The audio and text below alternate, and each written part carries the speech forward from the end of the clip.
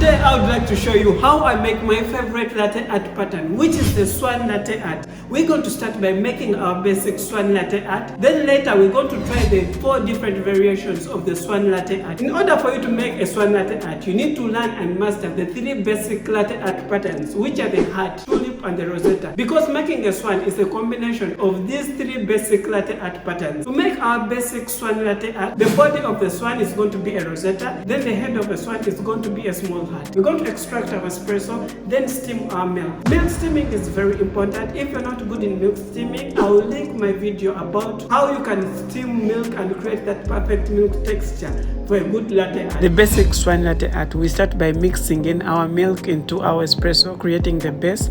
Then we're going to pour our Rosetta. So we're going to pour a Rosetta. This is our body for the swan.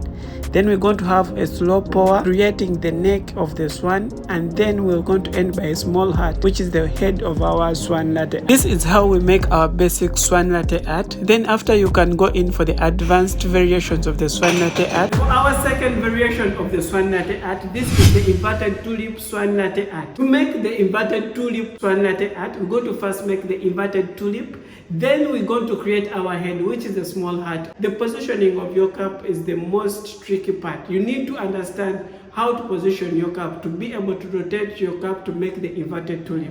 When making our inverted Swan latte art, we're going to start by mixing in our milk into our espresso. This time around, our hand of the cup is not looking towards us. We're going to pour 4 layers of our tulip. Then after pouring 4 layers of our tulip, we're going to rotate our cup on the other side. So we're going to pour also 5 layers of the tulip. This is the body of our swan. After finishing the 5 layers of our tulip, after pouring the 5 layers, then we're going to pour a slow pour, then create our head of the swan, lift up the jug, cut. This is how we make our inverted tulip Swan latte art. As you can see, it's an inverted tulip, then on the head we have a swan. And for our third Swan latte art variation, this is the inverted Rosetta double wing swan. So we're going to first make the inverted Rosetta, then we're going to make our double wing swan, which is going to be 3 Rosettas, and then make our head, which is the small heart of the swan. When making our inverted Rosetta, we're also going to hold our cup the same way we made the inverted tulip Swan latte art. So we're going to start by making our first Rosetta at the base. This is the base of our Rosetta. Then we're going to pour also 2 small Rosettas, which are going to be our wings for our swan. Then after pouring, we're going to pour a slow pour, then our head of the swan. So this is how we make our inverted Rosetta double wing swan. For our 4th variation of the Swan latte art, is going to be the double heart Swan latte art. To make this latte art pattern, we're going to first make the double heart. Then we're going to make a Rosetta, which will be the wings of our swan. Then we're going to make the small heart, which is the head of When making our double heart Swan latte art, we're going to start by mixing our milk into our espresso. We're going to pour 1 layer of the tulip, then pour a double wing heart, then cut. We're going to make a small Rosetta, which is the body of our swan, then the slow pour, then we're going to pour our head of the swan. This is how we make our double heart Swan latte art.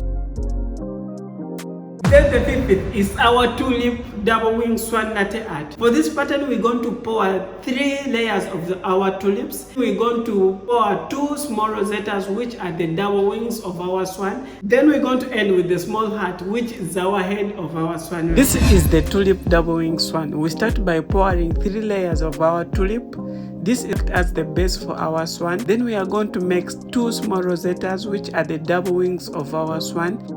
Then we're going to pour a slow pour, then we end with our head of the swan, which is a small heart. So this is how we make our tulip double wing Swan latte art. These are the 5 different variations of the Swan latte art, which I've been practicing over time. To make a consistent latte art, you need to first practice step by step and learn how you can easily pour these latte art patterns from the basic Swan latte art and make these other variations of the Swan latte art. If you're learning, I would recommend you practice using water.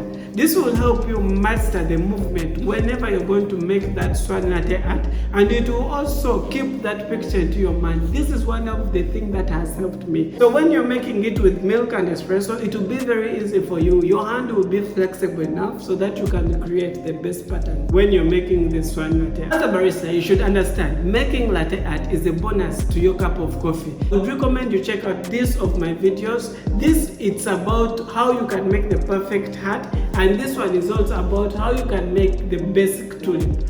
Also, I'll link more videos in the description that you can check on how you can practice and grow your latte art.